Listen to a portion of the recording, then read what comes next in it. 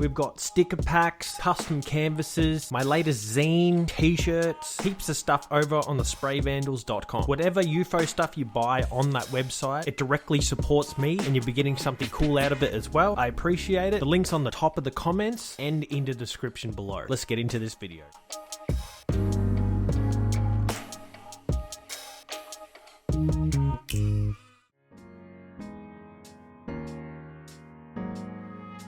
Illegal graffiti can be found in almost every city, from abandoned buildings to bustling streets. But while some view it as a form of art, others see it as vandalism. The debate around graffiti often centers on its legality and the impact it has on communities. First off, let's talk about what illegal graffiti really is. When someone tags a wall without permission, they're breaking the law. This can lead to serious consequences, including fines, community service, or even jail time. So why do people still choose to take that risk? I asked a local graffiti writer and they said this: "For me, graffiti is about expression. It's a way to share my voice and make a statement. Sure, it's illegal, but the thrill of going out there either for a piece or just to chuck up some tags, just something that challenges the norm, is part of what makes it exciting." There are many reasons why people engage in illegal graffiti. For some, it's about rebellion against authority. For others, it's a way to gain recognition and respect within the scene. Many graffiti writers believe that their work adds color and personality to otherwise dull urban environments, while others just love it for the underground type culture that comes with it. Illegal graffiti often carries social or political messages. From anti-establishment sentiments to commentary on social issues, these pieces can resonate deeply with the community. However, not all illegal graffiti is meaningful. Some is simply tagging for the sake of tagging and getting up. And basically, if you're in the graffiti scene, you kind of understand that a tag has art to it. There's art to a tag.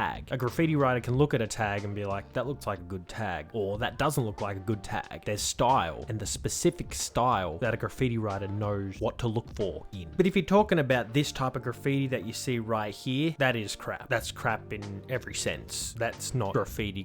That is graffiti, but it's not graffiti, if you know what I mean. Which can lead to mixed feelings among the everyday Joe. While some see graffiti as a form of artistic expression, it can also lead to challenges for communities. Unauthorized graffiti can create feelings of neglect and disorder, impacting local businesses and property values, which is why most actual graffiti writers follow the unwritten rules of graffiti, which generally steers away from doing graffiti on small businesses and spots that are clearly someone's house. So if you see graffiti on someone's front fence or something, just keep in mind that it's probably not a part of an actual graffiti scene, just more of a dickhead with a spray can. Obviously, that's up for personal interpretation. Community responses to illegal graffiti can vary widely. Some residents call for strict enforcement of graffiti laws, while others advocate for it depending on the area. Like for example, places like Fitzroy and Brunswick in Melbourne. There is so much graffiti there, mostly done illegally, and people love it, at least enough to not really buff those areas. But that divides the highlights on complexity of the issue. Many cities are beginning to create designated areas for legal graffiti. These spaces allow artists to express themselves without fear of legal repercussions, promoting creativity while minimizing vandalism. But even with these legal walls, most actual graffiti writers don't bother with those spots because it takes away the point of illegal graffiti to begin with. But it's important to understand the potential consequences of illegal graffiti. Aside from fines and legal action, getting caught can damage an artist's reputation and future opportunities. Some may find it hard to transition if they have a history of vandalism, and if you cop a charge for criminal damage, it could end up on your record. You can screw up your future pretty badly with graffiti. An old school writer said this: "I used to tag everywhere when I was young, used to paint trains and all that, but it limited my opportunities, and luckily I caught on to that pretty quickly before I got done for anything. Once I shifted to legal murals and eventually started getting paid for it." Some people might think that it's a bit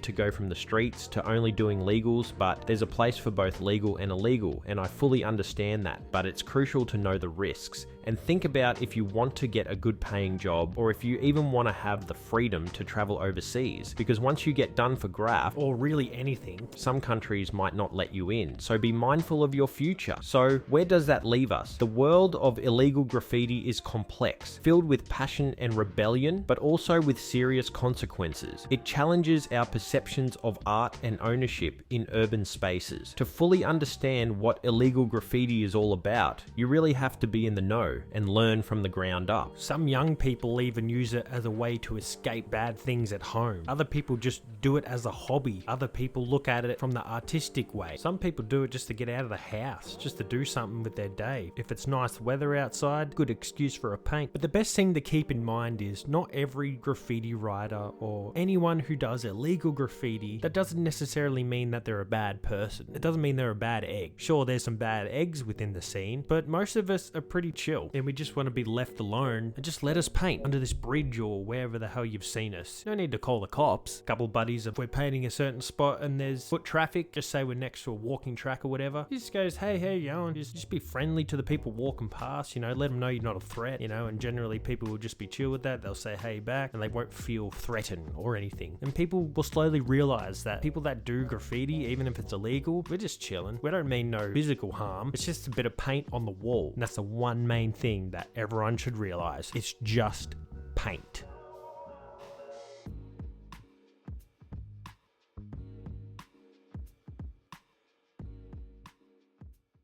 We have to put a stop to this. Hello, my name is Greg Olson Ziggery, and today I'm here to talk about the effects of graffiti. See, in our community, we have dozens of graffiti taggers in the vicinity, and us as a national whole are trying to make a stop to all of this. Mayor Ligma has a few words to say. Yes, graffiti is a big problem.